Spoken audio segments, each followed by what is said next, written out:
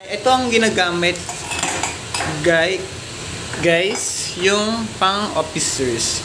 Dito tinitimpla yung coffee. Yan. Yan. So yan. Yan. Yan. Kung ilang person yung nagpapatimpla guys, ito yun guys, yung mga pang visitor, pang guest, Greek coffee. Dahil Greek yung officer, pang Greek coffee yung titimplahin ko.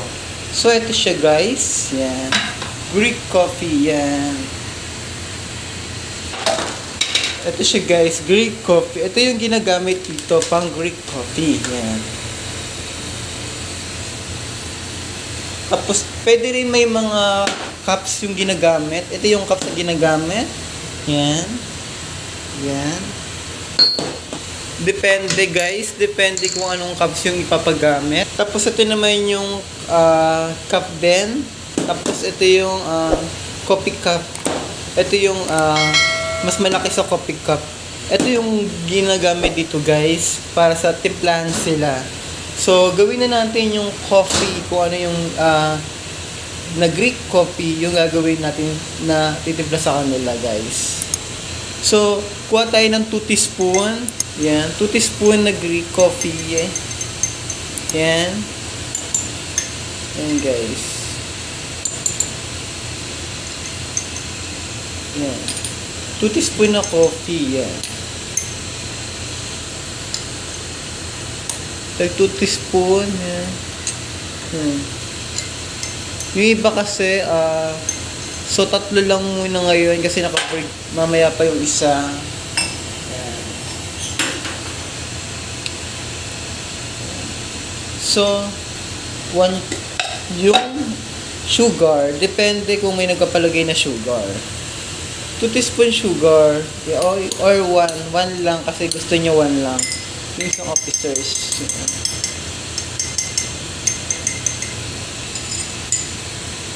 Siyempre, after nyan guys, lalagyan natin ng water. Water, yan. Yan.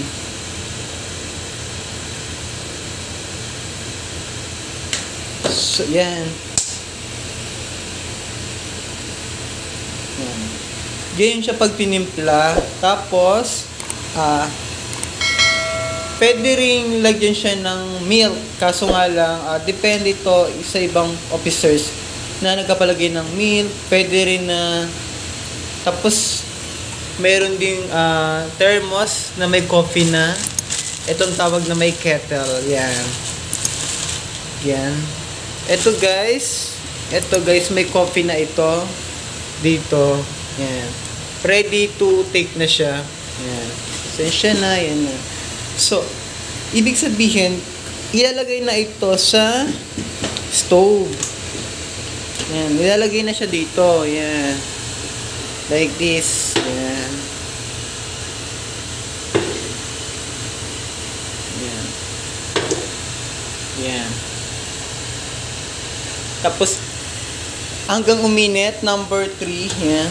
Number 3. Okay. Tapos, hanggang kumulo. Tapos, yung bubbles hindi dapat mawala. Yan. Makikita nyo guys yung mga baso na nilalagay ko na yung Greek coffee. Kaya guys, iba't iba yung coffee na tinitimpla natin sa mga officers. Gaya na lamang ng milk, gaya na lamang ng Nescafe coffee. Tapos gumagamit din tayo dito ng shaker. Yan. Gumagamit din ng blender. Yan. Ito may blender. Yan. Tapos, may milk. Tapos, may sugar. Tapos, may Greek. Tapos, yung iba, pinapakuluan muna dito. Tapos, hinalagyan ng milk sugar. Depende guys. Kung ano yung pinapatimpla sa'yo, gagawin mo guys. Kasi bawal yung nagitimpla ka lang, hindi nila alam. Sila ang magsasabi sa'yo guys kung ano ang kape nila, kung ano yung kape nila. Yan. Kaya guys, ito hindi ko naman to ginagamit. Tapos ito, minsan sila na gumagamit kasi sila alam nila yung ginagawa na gusto nila. So, gusto rin nila na hands nila yung ginapagana. Siyempre, alam mo naman yung iba. Pero hindi ko pa ito nagagamit. Ako lang, nag-try lang ako para sa akin lang. Pero sa kanila pag timpla, hindi pa nagagamit. Tapos meron ding cold water, tapos Nescafe, tapos ice. May din naman ng gano'n. May mga gano'n din na coffee. Depende sa kanila kung ano gusto nila. Kaya, sa mga sampa, sa mga nanonood nito, thank you so much. At syempre, don't forget subscribe my YouTube channel. Kaya abang-abangan lang guys. Nandiyan na yung kumukulong tubig at nasalin ko na yung coffee. At syempre, kung bago ka sa aking YouTube channel, thank you so much.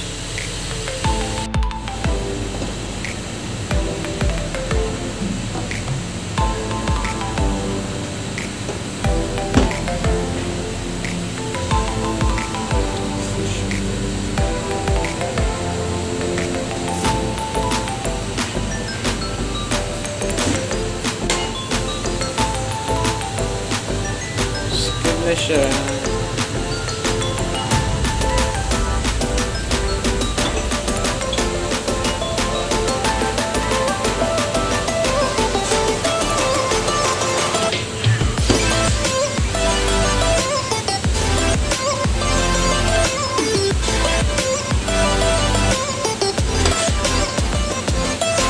Ito may milk.